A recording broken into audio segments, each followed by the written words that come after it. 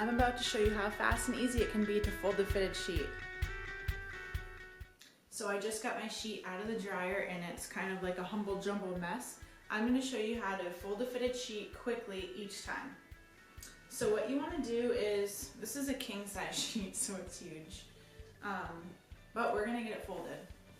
You're going to find two corners and it's going to be inside out so you can see the seams are up here. Find your two corners, bring them together. So this hand's going to come over and drape that corner over. So what you've got now is a corner inside a corner.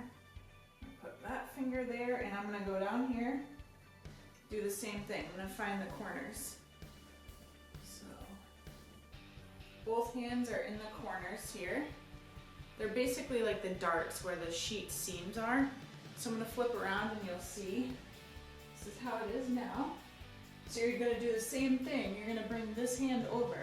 So you're going to bring this hand over and drape it over on the top. So that way, now you have this rectangle that we can put on the couch and fold. So I'm going to bring you over to the couch and show you how to fold this.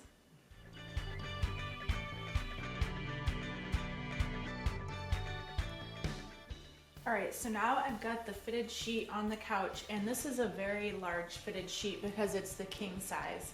So we've got it into a square now. We just want to basically just keep folding it nice and smooth. So you can fold it over once again, and you can fold this 3 times, or you can fold it in half like that if you'd like. I like to fold mine in 3 ways. So there you go, and look how nice that fitted sheet came out.